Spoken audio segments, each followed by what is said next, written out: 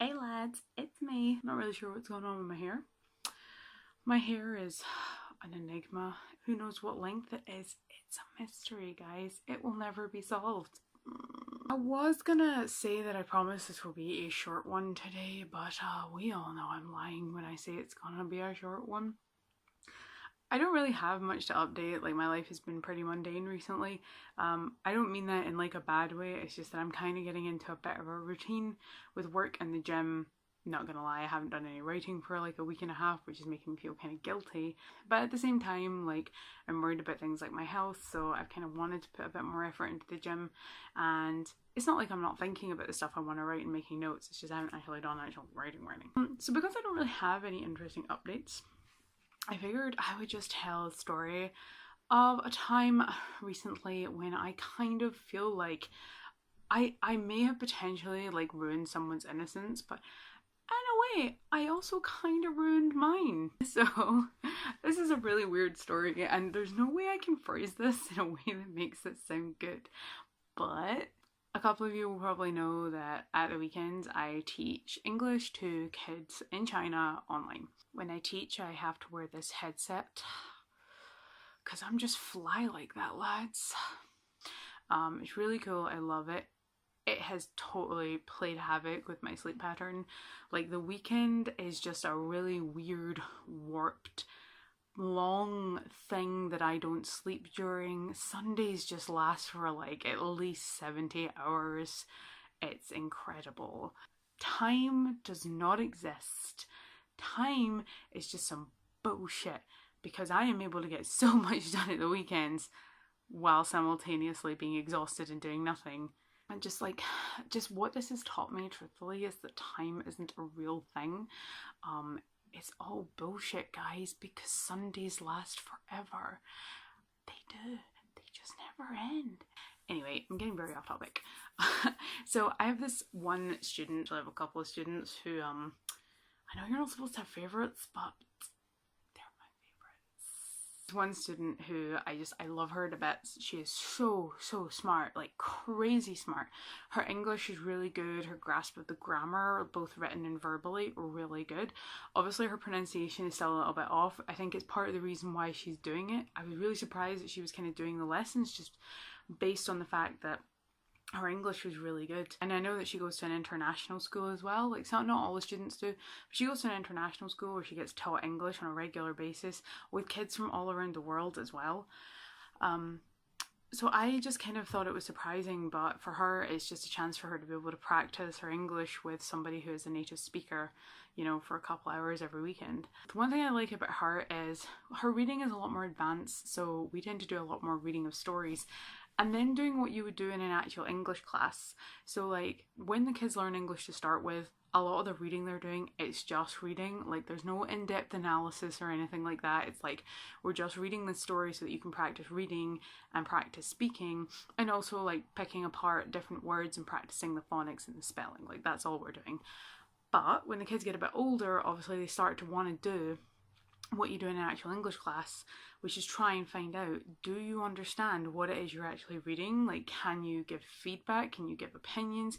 Can you connect up themes? Can you compare similarities and at the same time notice differences? That sort of thing. I'm doing that kind of thing with her.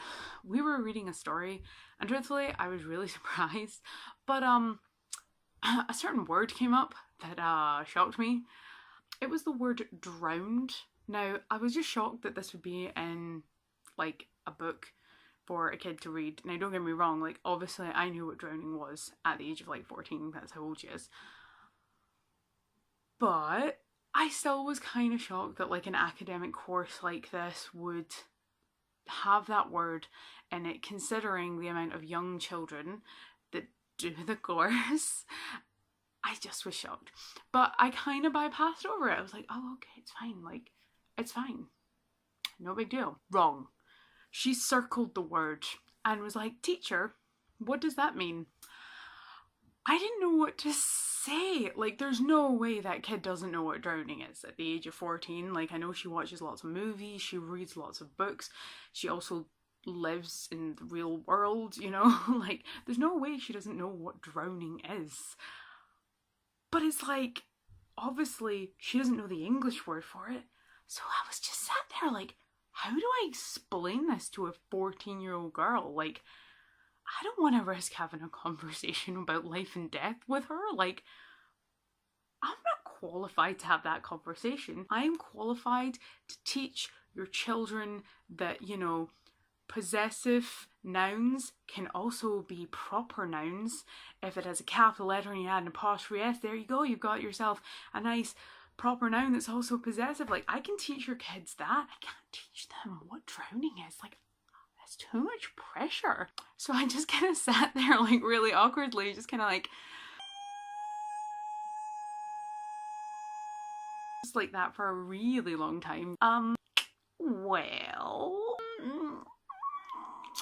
so it's like when you die from like when you swim and you don't come back up for air, you know.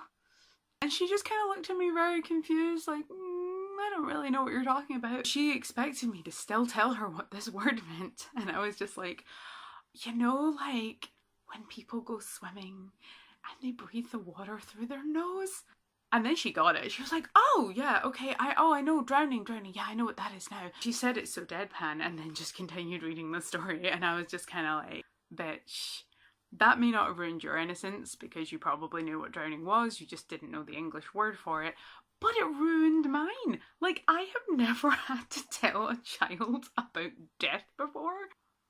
14, you're very much still a child, like you are.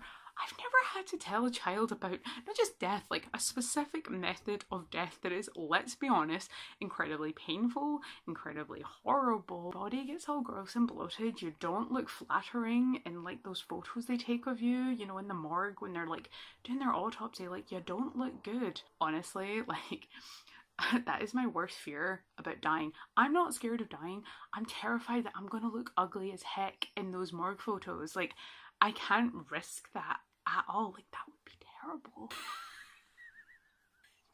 Wow, I'm such a vain bitch. For me, like, that may not have ruined her innocence. That ruined mine. Like, there we go. Like, I don't have children. My family are kind of, you know, it's becoming a very common thing with the millennial generation. Like, we're just not having kids at the moment. So, like, pretty much there's no children really in my family, or at least in the immediate family there isn't. I don't have children to explain this to. Most of my friends truthfully don't have children either. And I just had to explain to a kid that lives like thousands of miles across the globe. This is a method of death.